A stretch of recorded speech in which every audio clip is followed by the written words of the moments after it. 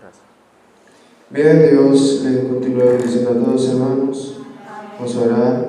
Ante Dios, Padre Celestial, venimos ante ti, a tu presencia, Dios, reconociendo que tú eres bueno, Dios, reconociendo que tú eres grande, reconociendo que tú eres poderoso, santo Dios, que el único bien nuestro está en ti, está en el Evangelio, tu salvación, Dios.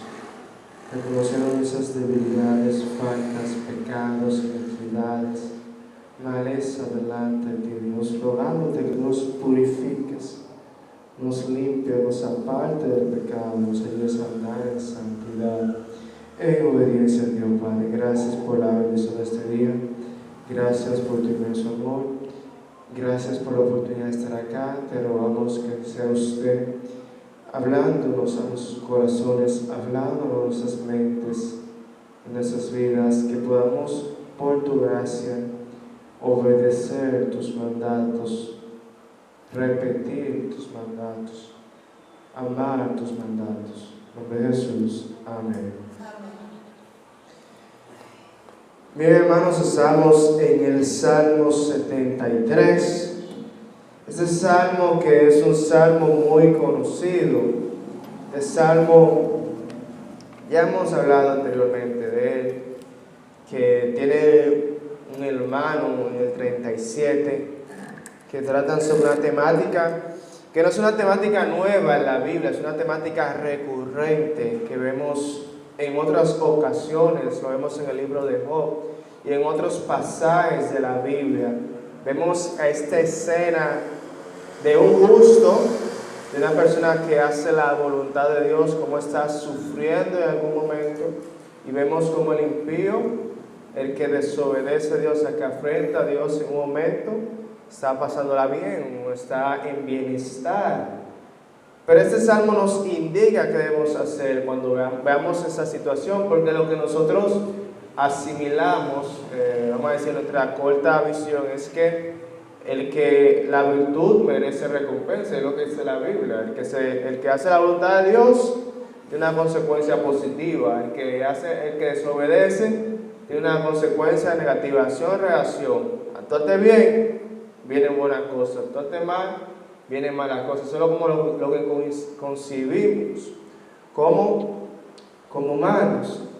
Pero eso no es así, eso no es la realidad que vemos a través de la Biblia, o no es directamente la realidad a corto plazo, sino que es una realidad a largo plazo, que es la que revela este Salmo 73. Este Salmo 73 encabeza el inicio de este tercer libro de los Salmos. Ya hemos hablado de que los Salmos son, ¿cuántos libros?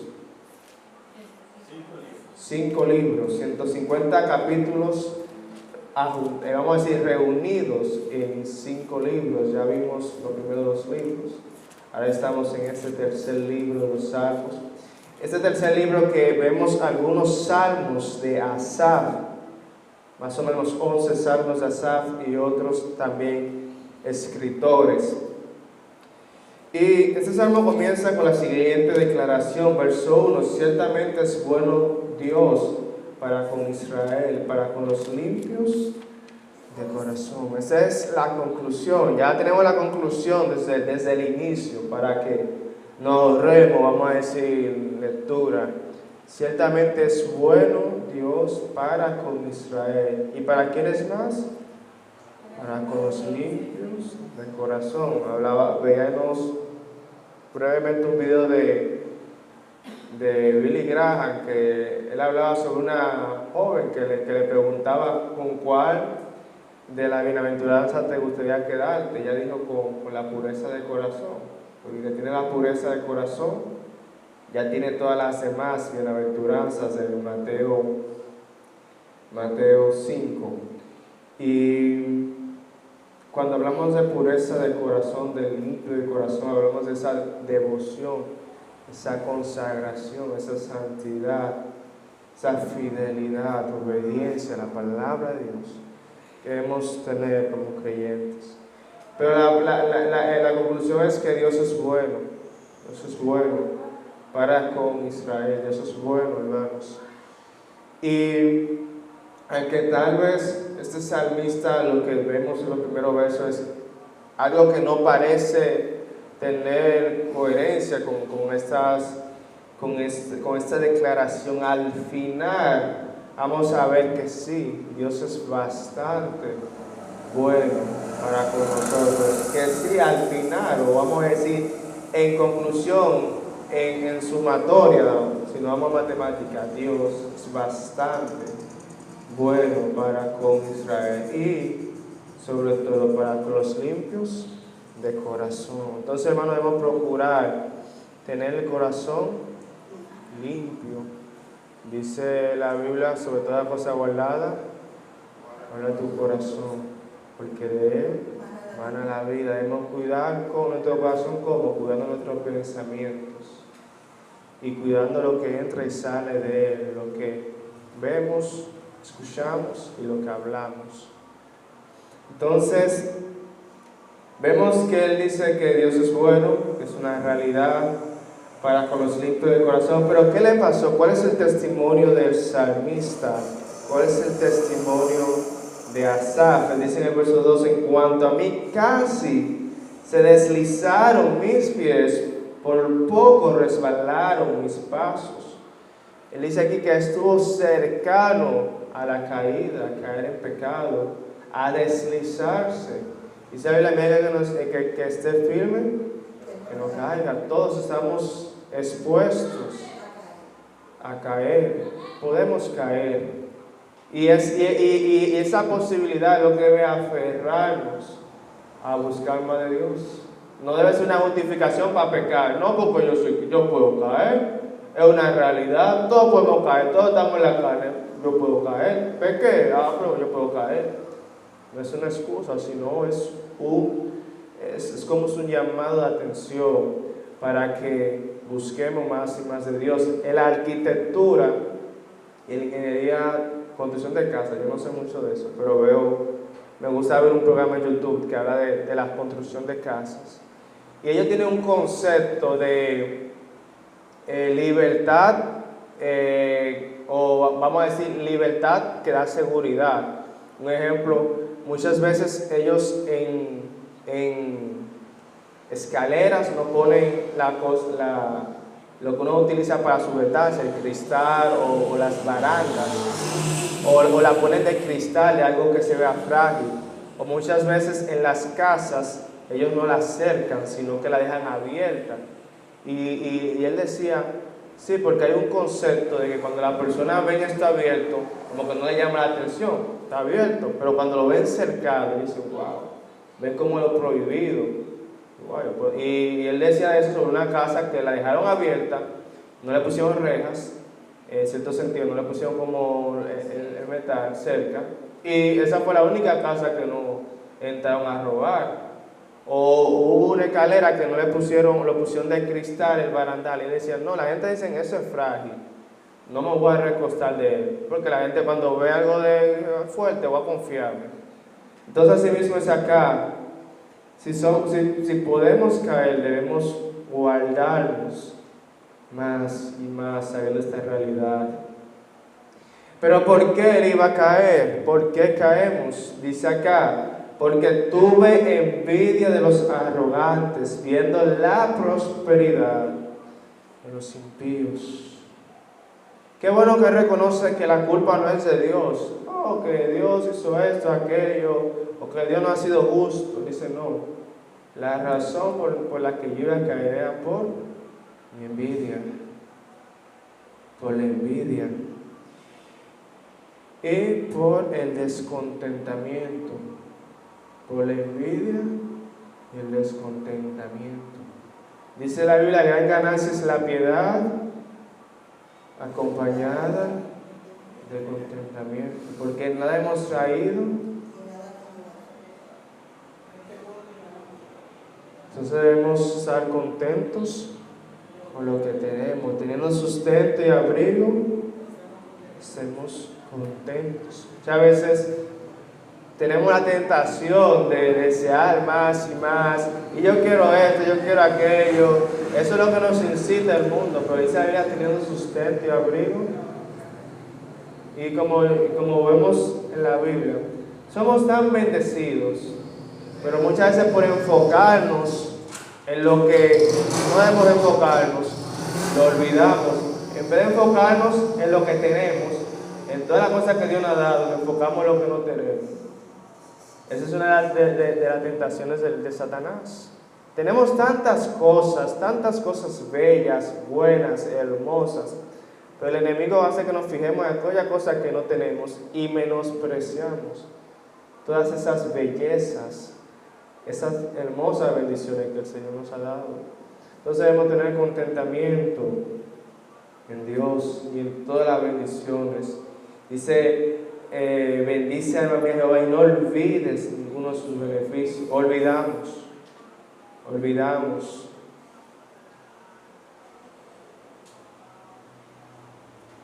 Él reconoce su ignorancia. Él no acusa la justicia de Dios. Él declara que la causa posible radicaba en él, en su envidia y en su descontentamiento. Dice los versos del 4 al 14 muestran la descripción de los impíos. ¿Cómo eran los impíos? ¿Cómo son los impíos? Versos 4 y 5 vemos, no pasan trabajo como los otros mortales, ni son azotados como los demás hombres. Porque, por tanto, la soberbia los coronas, se cubren de vestidos de violencia. Vemos su prosperidad, vemos la aparente prosperidad de los impíos. No pasan trabajo, dice acá, y son azotados, se llenan de vestidos de soberbia. Pero no solamente vemos la prosperidad de ellos, perdón, los versos 4 y 5. El 4 dice, porque no tienen congojas para su muerte, pues su vigor está entero. Y el verso 5, no pasan trabajo como nosotros. Entonces vemos ahí esa prosperidad de ellos, de cómo ellos, aún la muerte de ellos, como una muerte tranquila. Por ejemplo, cuando vimos los otros días, o una ocasión que vimos una de las personas que eran de Trujillo, no me recuerdo, y las personas se indignaron de que esa persona que trabajaba con Trujillo murió muy tranquilamente y vivió su vejez en Estados Unidos y murió tranquilamente. Entonces, cuando vemos esos impíos, esas personas que hacen mal, como mueren feliz, como sin preocupaciones, y dice aquí no pasan trabajo. Vemos esa aparente prosperidad, y en los versos del 6 al 9 vemos la soberbia. Dice el 7, que no hemos leído, ya leímos el 6. Los ojos se les saltan de gordura, logran con creces los antojos del corazón, se mofan y hablan con maldad de hacer violencia, hablan con altanería, ponen su boca contra el cielo, su lengua pasea la tierra. El orgullo, la soberbia, cómo se mofan, cómo hablan, cómo se les saltan los ojos. Cuánto orgullo vemos en la sociedad hoy en día, cuánta soberbia. No somos nada, no tenemos nada. Y vemos cómo la persona se conduce.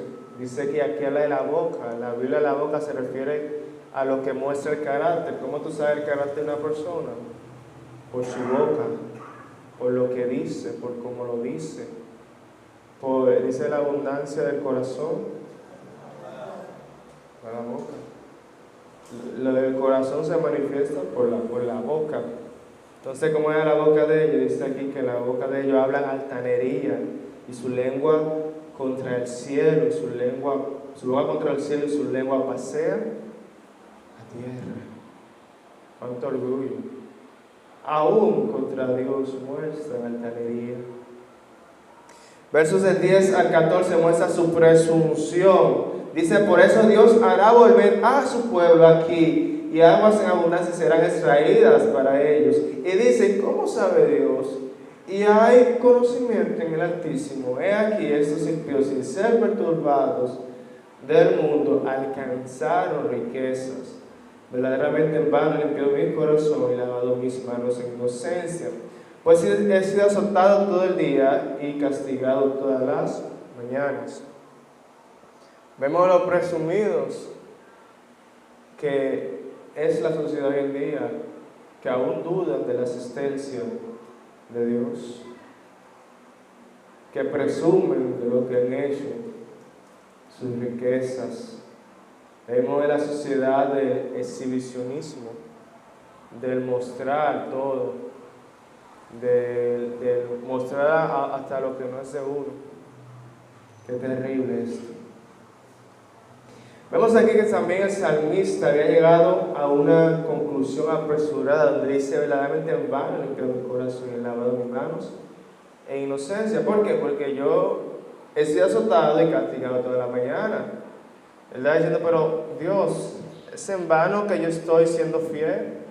Yo estoy siendo fiel a ti y estoy viendo sufrimiento, y lo que están haciendo infieles ven bienestar. Entonces, como que está mal el acuerdo, incluso yo estoy fiel, ¿verdad? ¿Cuál es la diferencia entonces? Vamos todos a pecar si el que peca está yendo bien. Si el que peca le va igual que el cristiano, vamos todos a pecar entonces. ¿Por qué yo me estoy guardando? Esa es como la conclusión apresurada que vemos en el verso 14. Pero dice el verso 15, que es muy importante: si yo hablare como ellos, he aquí a la generación de tus hijos engañaría. Si yo me comportase como los impíos, si yo me conformase como ellos, ¿qué haría? A la generación de tus hijos engañaría.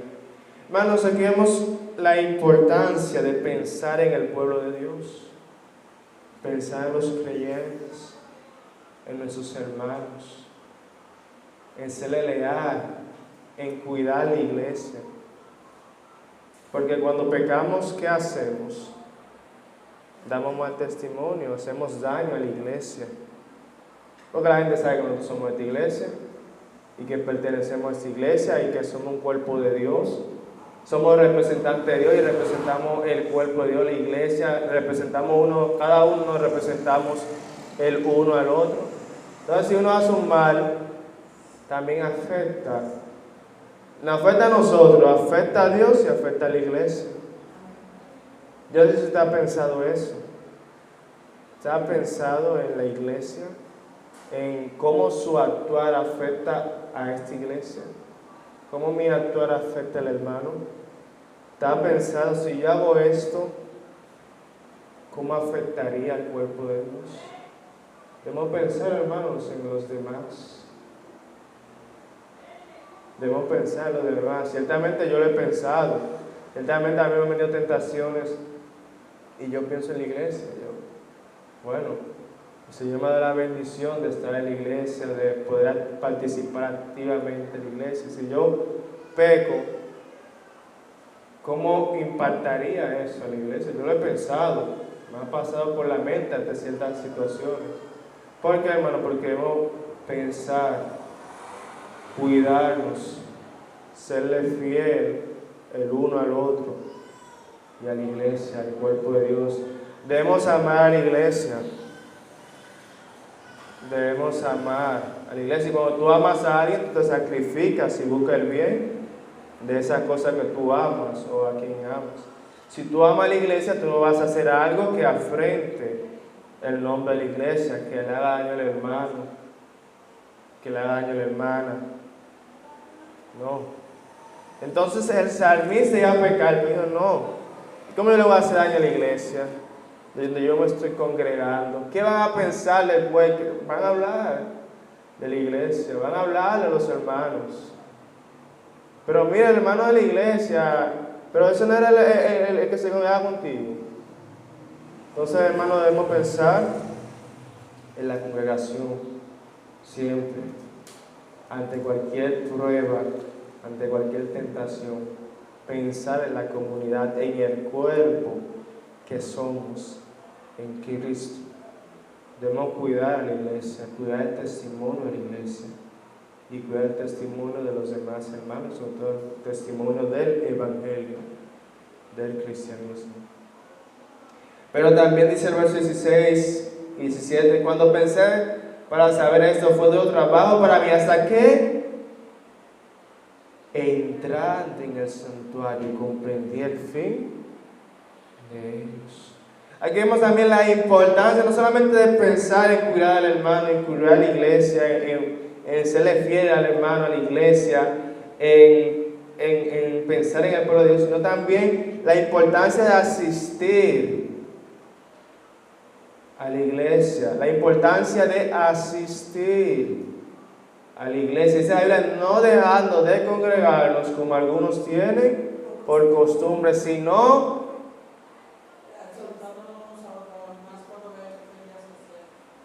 animándonos y exhortándonos, si no me equivoco, dice, unos a otros, y más, hermano, debemos estar en la casa de Dios. Debemos buscar la casa de Dios. Debemos asistir a la iglesia. No es que es una preferencia, es una necesidad del creyente. Cuando no estamos en la iglesia, los sitios tienen influencia, así como la secularidad, el trabajo y todo lo que tiene que ver con lo que no es iglesia, nos llevan o nos impulsan o nos bombardea hacia un sistema, hacia la iglesia, nos clarifica hacia la verdad. Así como cuando estamos en el trabajo tenemos una orientación, así la iglesia nos limpia esa orientación. Necesitamos estar en la iglesia, donde se hable la palabra de Dios, donde se adora a Dios. ¿Qué se adora en el mundo? ¿Qué vemos en el mundo? En el mundo vemos en el trabajo, en la sociedad afuera, adoración al dinero, adoración a otra persona, al cuerpo, a la lujuria, al sexo, adoración a la política, adoración a todo. Eso es lo que vemos en el trabajo, en el mundo, adoración al entretenimiento, adoración a X y Y cosas. Entonces el mundo nos bombardea constantemente a eso. Tenemos que desintoxicarnos de eso. Tenemos que, claro, evidentemente tenemos tiempo devocional para venir a la iglesia. Y además, hermanos, sabemos que es en la iglesia donde se ejercen los dones del Espíritu Santo. Los dones del Espíritu Santo usted no los ejerce en su casa. Que como creyentes debemos ejercerlos, debemos cultivar los dones o utilizar los dones, como dice Pedro. El que tiene un don, que lo utilice. Eso es lo que dice Pedro en la Biblia. Pero los dones usted no los utiliza en su casa. Si el Señor le dio un don, porque cada creyente tiene que ser un don, ese don no se va a desarrollar allá, es aquí. ¿Cómo se va a desarrollar el don que el Señor da para edificar a la iglesia si no venimos a la iglesia? Es imposible. ¿Cómo tú vas a cultivar algo que el amor a los hermanos se cultiva en la iglesia mayormente? ¿Cómo tú vas a cultivar el amor a los hermanos si tú no vienes a la iglesia, donde el Señor ha dispuesto a los hermanos? Hermano, cuando descuidamos la iglesia, descuidamos nuestra vida espiritual. Cuando descuidamos nuestra asistencia a la iglesia, descuidamos nuestra vida espiritual. Y no podemos asistir solamente los domingos. No podemos asistir solamente los domingos. Así como yo no puedo ir al trabajo los lunes, o por ejemplo los jueves, que yo desearía solamente ir los jueves a mi trabajo. Yo no puedo ir a mi trabajo solamente los jueves, que es el día que menos clase tengo que dar. Yo tengo que ir todos los días a mi trabajo. Entonces, si yo no descuido mi trabajo, no debo descuidar las cosas de Dios. Entonces, hermanos, debemos asistir a la iglesia. ¿Por qué? Porque es para nuestro bienestar. Es para nuestro bien. Fue en la casa de Dios, fue en la iglesia donde él comprendió. Es decir, que si el salmista no hubiera ido a la iglesia, se hubiera descarriado, hubiera caído en pecado, hubiera hecho su vida terrible. Pero él fue a la iglesia, él fue al santuario, él entró al santuario, dice, hasta que entrando al santuario, ¿qué pasó? Comprendí el fin de ellos. ¿Por qué? Porque en la iglesia, ¿qué se hace? Se adora a Dios. Se adora a Dios, se adora a quien se tiene que adorar. Se habla de quien se tiene que hablar. Se habla la realidad, no la mentira que dice el mundo. Que nos entra el mundo por los ojos, no esa mentira, no esa falsedad que se nos dice todos los días en el mundo. Se habla la verdad de la palabra de Dios, la real verdad. Las tenemos en la iglesia. Obviamente también es importante estudiar la palabra de Dios en nuestro tiempo devocional. También es importante escuchar mensajes en nuestras casas por la bendición del internet y todo el material que se encuentra en YouTube y en otras plataformas. Pero también debemos asistir a la iglesia. Entonces ya vimos la importancia de pensar en la iglesia, en los demás creyentes, a la hora de tomar una acción ante prueba o tentación. Vimos también la importancia de estar en la iglesia, de congregarse, asistir. Y vemos en el verso 17 y 18 la importancia de pensar en la eternidad, en el final. Ciertamente los has puesto en deslizaderos y en asolamientos, los harás caer, como han sido asolados de repente, perecieron, se consumieron de terrores, como sueño del que despierta. Sí, Señor, cuando despertares, menospreciará su apariencia. ¿Cuál es el fin de ellos? Dice aquí, los has puesto en deslizaderos, asolamiento. De repente, no va a dar tiempo a prepararse emocionalmente, no, eso de repente, eso es rápido. Perecieron, consumieron en temores, como un sueño, una fantasía, una ilusión. ¿Qué palabras más claras, directas, precisas, concisas, didácticas vemos acá? El fin de los que viven en pecado, los que viven en orgullo, de los que no obedecen a Dios, del impío, de los soberbios. ¿Cuál es? Terrible. Es terrible, es una ilusión que se acabará. Es una ilusión, un sueño que dará como despertar el juicio eterno, el terror. Y sabiendo, hermano, que eso le espera al impío, eso nos motiva también a nosotros como creyentes a acercarnos cada día más a Dios. Porque si el que hace el mal, lo que le espera es algo terrible. Y es aquí de repente, no es que a los 80 años le va a suceder todas esas cosas, es aquí de repente. Es decir, que llegará un día, porque eso es lo que dice la palabra de Dios, en que Él juzgará a todo el mundo. Y en ese juicio, lamentablemente, o no lamentablemente, en ese juicio le tocará el castigo eterno. Eso es lo que predicamos cuando salimos a evangelizar, de que habrá un juicio. Y de que en ese juicio todo el ser humano es culpable. Y que si no acepta a Dios, lamentablemente, es el infierno. No predicamos de que, porque Dios es amor, tienes que acercarte al amor, no, hermano. Es un mensaje de emergencia, de que hay una necesidad. Hay que correr a lo único que soluciona esa necesidad del ser humano, que es Cristo. Entonces el fin de ellos es terrible, hermanos. No podríamos desear esa vida luego de ver la realidad, el trasfondo que conlleva esa vida, un fin terrible.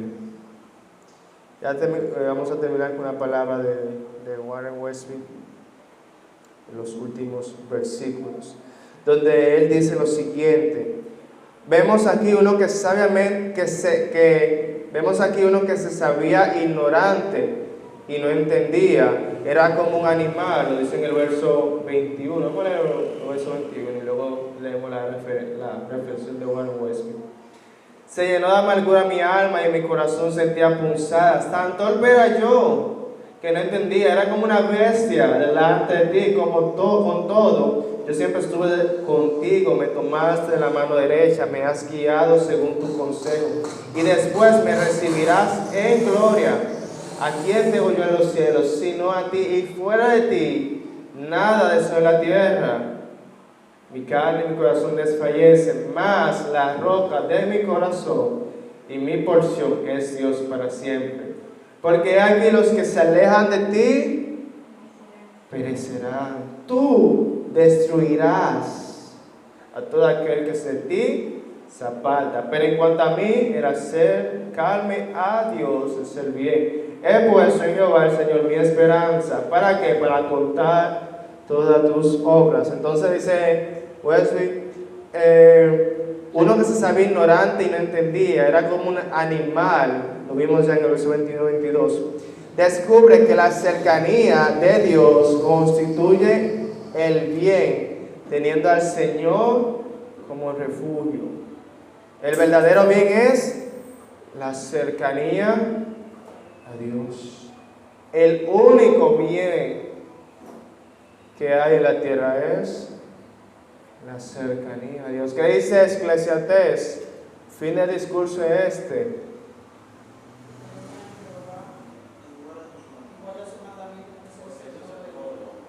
Es la Biblia que puso. Tema a Jehová y igual a sus mandamientos. Quise acercarme a Dios, hacer bien. No hay más. La misma verdad desde dos puntos de vista, pero lo mismo. En toda su aflicción todavía era un hombre rico, tenía a Dios y con él el presente en el verso 23, el futuro en la parte A del verso 24 y su eternidad en el verso 24 parte B. Él, pasando en esa aflicción, sigue siendo rico, porque tenía lo más importante, que es la salvación. Pasando por esa, vamos a decir, escasez, sufrimiento, azotes, él tenía todo porque tenía a Cristo. Es lo único que necesitamos y es lo único que tenemos. Tenía con Cristo el presente asegurado, el futuro asegurado y su eternidad seguros. Una riqueza celestial y terrenal, una fuerza y una herencia más allá de toda duración de vida terrenal. Habla Pedro que el Señor nos ha presentado una herencia incorruptible, incontaminada, inmarcesible. Y no solamente guarda esa herencia, nos guarda a nosotros. ¿Y esa herencia cuál es? Cristo. Cristo.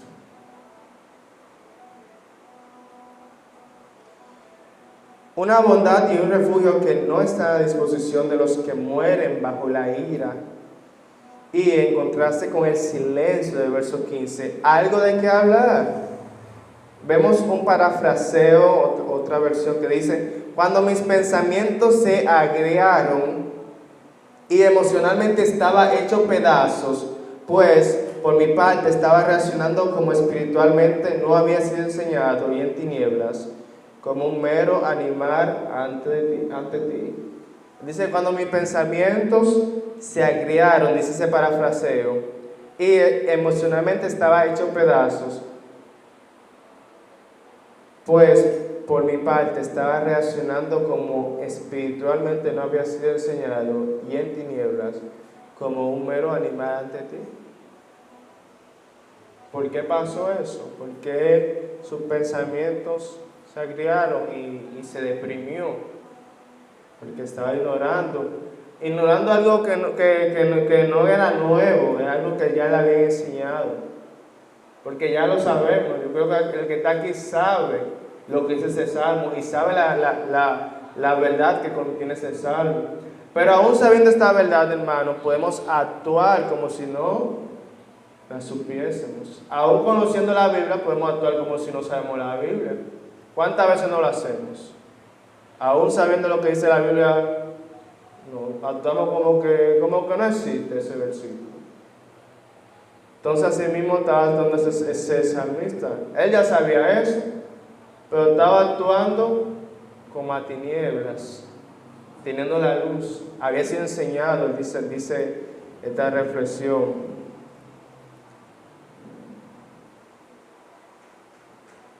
Hermanos, como le decía ahorita, la importancia de llenarnos cada día más de Dios. Porque como digo, esto pasa muchas veces, hermanos, porque nos descuidamos y comenzamos a prestar atención a lo que el mundo dice. Sabiendo la verdad podemos deslizarnos, porque le prestamos más atención a la mentira. Por eso debemos buscar cada día más de Dios y no descuidar los medios que el Señor nos ha dado de gracia. Vemos ya para finalizar 4 bendiciones, riqueza. Primero, paz. Yo estoy contigo. Segundo, hacimiento de Dios. Dice, me tomaste de la mano. Tercero, plan de Dios me guiará. Y por último, la gloria de Dios. Y el último verso dice, pero en cuanto a mí, vamos al último verso, porque he aquí los que se alejan de ti perecerán, y tú descuidas a todo aquel que de ti se aparta. Pero en cuanto a mí, el acercarme a Dios es el bien. He puesto en Jehová, el Señor, mi esperanza para contar todas tus obras. Yo creo que ese verso debe permanecer siempre en nuestras mentes. El que se aleja de Dios perecerá. Tal vez hoy, ahora no, pero desde que perecerá, perecerá. Tal vez de inmediato no.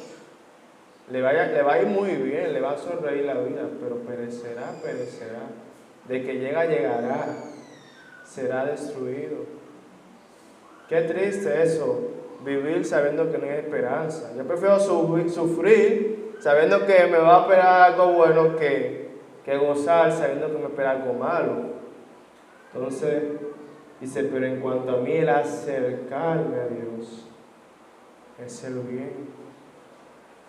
Queremos un bien, queremos una porción, queremos una herencia, queremos algo grande. Aquí tenemos lo más grande, el acercarnos a Dios. Aquí tenemos lo único que necesitamos, lo único que vale la pena. El acercarnos a Dios es nuestro bien. He puesto en Jehová mi esperanza para contar sus obras. Solamente en Jehová hay esperanza.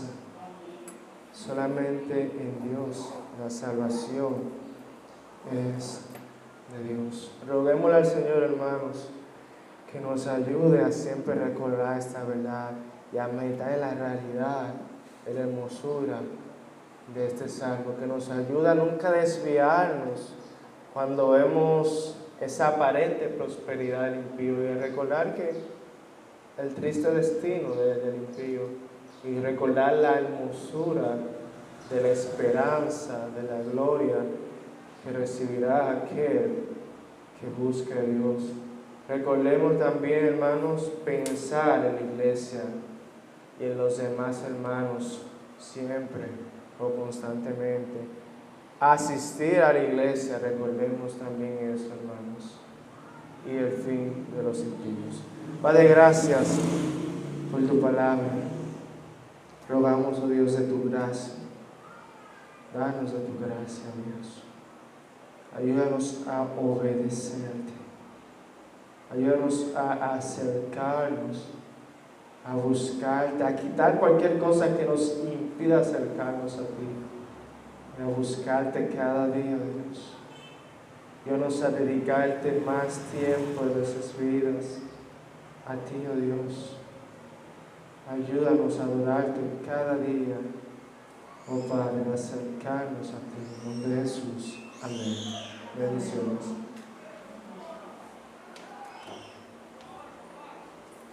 Amén, hermanos. A nuestro hermano José. De inmediato vamos a solicitarle que ore por las ofrendas. Padre, te rogamos que tú nos ayudes a serte fiel en este momento, Padre. En nombre de Jesús. Amén.